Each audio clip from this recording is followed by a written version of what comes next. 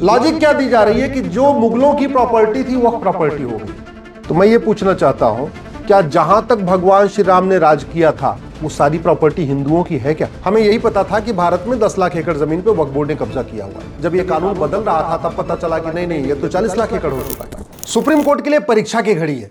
परीक्षा की घड़ी इसलिए है कि जो अभी सरकार ने वक्फ कानून में संशोधन किया है उसके खिलाफ 1 दर्जन से ज्यादा याचिकाएं फाइल हो गई हैं, 1 दर्जन से ज्यादा पीआईएल फाइल हो गई है।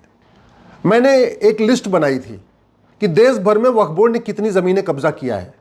हालांकि उस समय मेरे पास जो लिस्ट थी वो 10 लाख एकड़ की थी।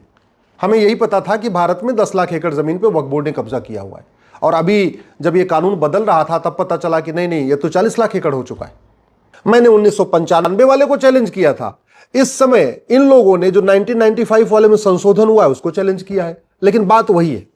तो क्या अब सुप्रीम कोर्ट जो सवाल हमसे पूछा था वही सवाल मोहम्मद जावेद, असउद्दीन ओवैसी, अमानुल्लाह खां, मौलाना अरशद मदनी, इमरान प्रतापगढ़ी के वकीलों से पूछेगी क्या?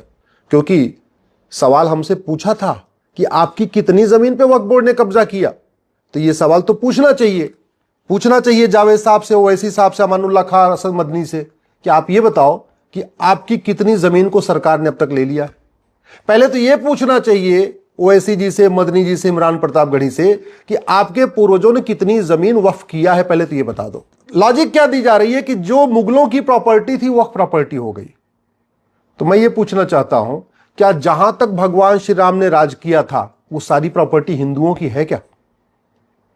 क्योंकि जहां तक भगवान श्री राम ने राज किया था उसमें अब तक 25 देश बन चुके हैं, तो उन फिर 25 देशों की पूरी प्रॉपर्टी हिंदुओं की होनी चाहिए। क्या जहां तक भगवान भरत ने राज किया था वो सारी प्रॉपर्टी हिंदुओं की है क्या? क्या जहां तक राजा युधिष्ठिर ने राज किया वो सारी प्रॉपर्टी हिंदुओं की है क्या? क्या जहां तक चंद्रगुप्त ने राज किया वो सारी प्रॉपर्टी हिंदुओं की है क्या?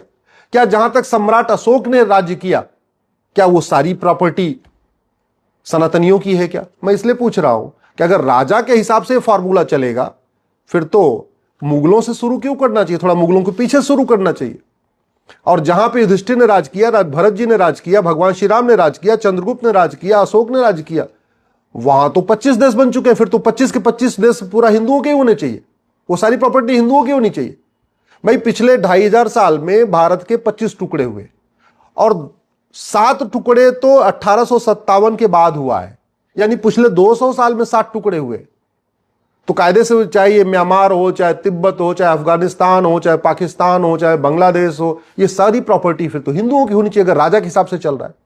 और अगर नहीं, फार्मूला एक है, तो फिर मुगलों की जमीन वक्फ कैसे हो सकती है? और जब मुगलों की जमीन वक्फ नहीं हो सकती तो मुगलों के नवाबों, मुगलों के निजामों, मुगलों के जागीरदारों, मुगलों के जमींदारों, मुगलों के तीमारदारों, मुगलों के रजाकारों की जमीन वक्फ कैसे हो सकती है?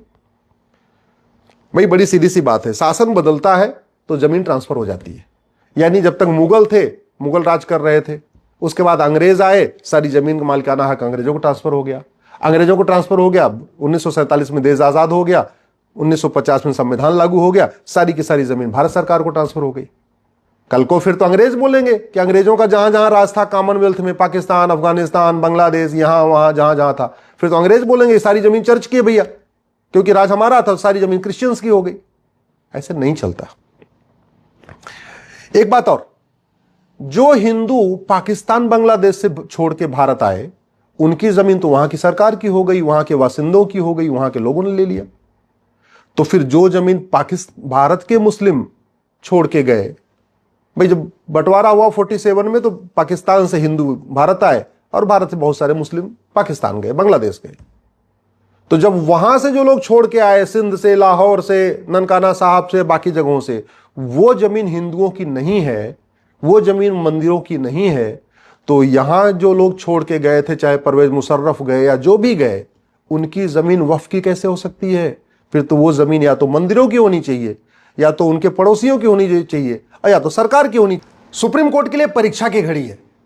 परीक्षा की घड़ी इसलिए है कि जो अभी सरकार ने वक्फ कानून में संशोधन किया है उसके खिलाफ 1 दर्जन से ज्यादा याचिकाएं फाइल हो गई हैं, 1 दर्जन से ज्यादा पीआईएल फाइल हो गई है। और पीआईएल कोई सामान्य व्यक्ति ने नहीं किया है, कांग्रेस के सांसद इमरान प्रतापगढ़ी ने किया है, मोहम्मद जावेद ने किया है, ओवैसी साहब ने किया है, अरशद मदनी जी ने किया है, अमानुल्लाह खान ने किया है। ऐसे 1 दर्जन से ज़्यादा PIL फाइल हुई हैं। और कल सिब्बल साहब और सिंघवी साहब ने CJI साहब से रिक्वेस्ट किया कि इन पे तत्काल सुनवाई की ज़रूरत है। तो हो सकता है 2-3-4 दिनों में इस पर सुनवाई हो जाए।